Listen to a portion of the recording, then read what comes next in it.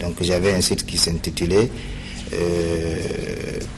ifrance.com/butin. Et un frère en islam, en visitant ce site, m'a proposé un nom de domaine. Et j'ai accepté la proposition. Il m'a acheté donc le nom de domaine et désormais j'ai mon site, mon propre nom de domaine et mon site est donc intitulé www.butin.org. Donc c'est un site spécial, un domaine spécial à moi. Donc entretenir un site web, ça demande quand même des moyens. Est-ce que vous ne rencontrez pas quelques difficultés? Oui, comme vous le savez, un site, c'est un espace, c'est une place où on construit quelque chose pour le mettre à la disposition du monde entier. Or, construire une maison dans laquelle chaque visiteur trouve son point d'intérêt, il n'y a pas de doute que cela nécessite des moyens à la fois matériels, physiques, logistiques, techniques et surtout financiers. Et l'Internet, comme vous le savez aussi, il est utile, mais il n'est pas gratuit, surtout ici au Niger. Et donc, je rencontre des difficultés, et ces difficultés se résument dans les frais exorbitants de la connexion à l'Internet. Et c'est la raison pour laquelle, quand vous allez essayer de visiter mon site, il y aura une fenêtre automatique qui vous accueille. Et dans cette fenêtre automatique, j'ai fait un appel aux visiteurs de mon site pour donc demander une aide pour la maintenance, la gestion et surtout la continuité, parce qu'un site doit être renouvelé de façon permanente.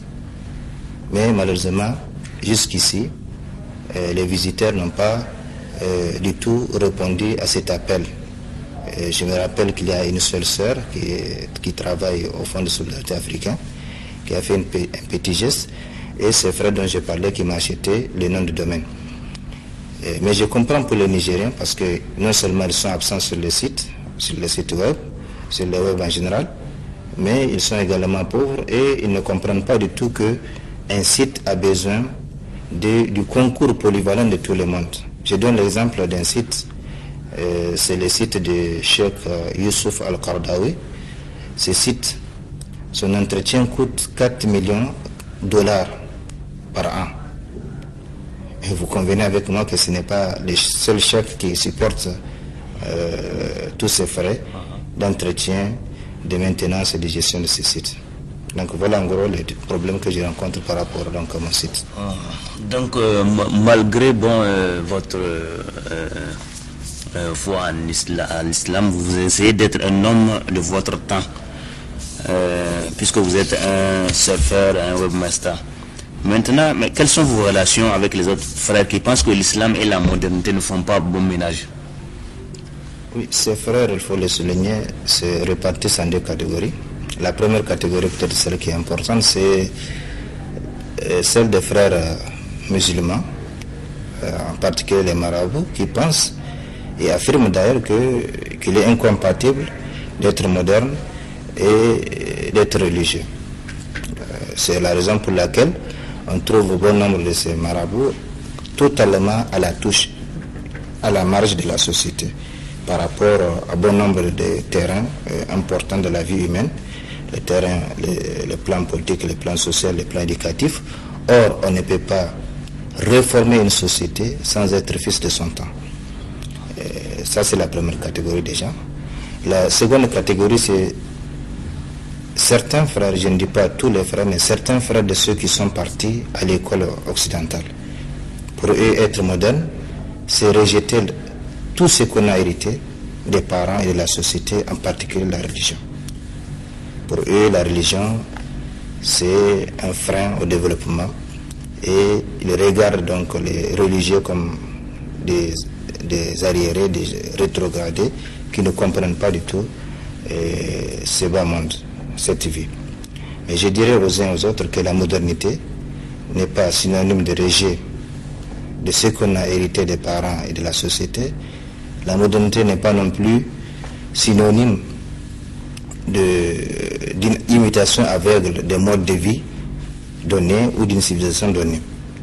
Mais la modernité en tant que produit du progrès doit aider les musulmans, doit aider l'être humain à concrétiser la raison de son être sur cette terre et non à les détruire. Donc, comme vous le voyez, il y a les textes religieux et il y a les contextes. Pour les musulmans, il s'agit de faire la conciliation entre ces deux-là. Oui. Donc, souvent, vous n'avez pas le sentiment d'être isolé ou incompris par le choix, par votre choix, celui d'être un homme de votre époque. Bon, isolé, non. Dans la mesure où j'ai le monde entier à ma main, à ma portée, c'est-à-dire j'ai l'Internet devant moi, on n'est jamais seul avec l'Internet, mais incompris, oui. Dans la mesure où, comme je l'ai dit, il y a beaucoup de gens qui ne me comprennent pas, surtout en ce qui concerne la gestion du temps. Aujourd'hui, je ne peux pas recevoir n'importe qui, à n'importe quand. Malheureusement, les gens, quand ils viennent sans rendez-vous et vous refusez de les recevoir, c'est tout un problème. Celui-là n'aime pas les gens, celui-là ne comprend pas. Donc, on ne peut pas être ordinaire et produire des choses extraordinaires, ce n'est pas possible.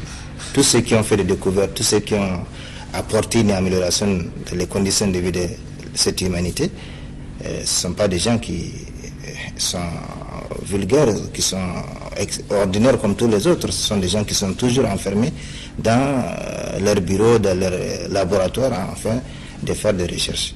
Donc, j'ai ce sentiment d'être mal compris, mais personnellement, j'essaie de comprendre les gens, parce que je sais qu'ils ne me comprennent pas eux.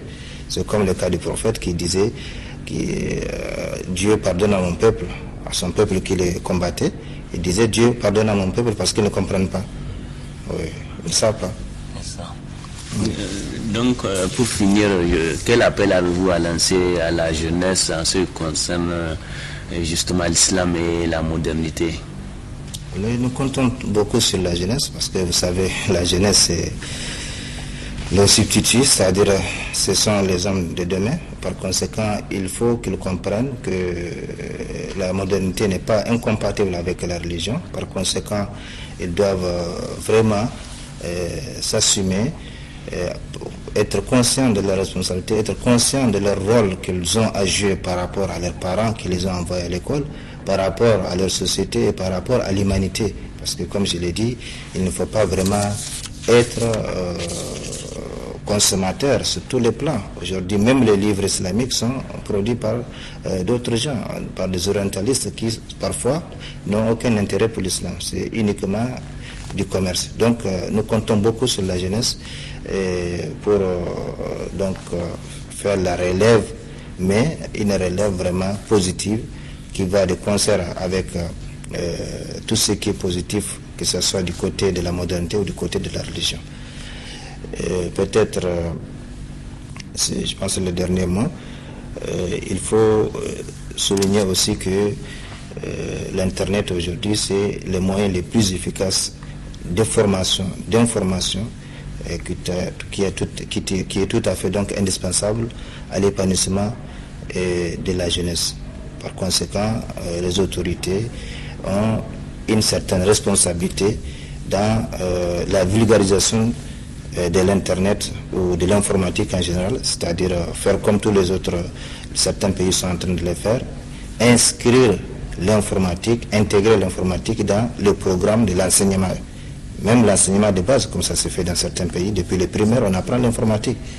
Et j'ai vu dans un pays à côté, un pays frontalier à nous, pour vulgariser l'ordinateur, les autorités ont levé toute taxe sur l'importation des ordinateurs.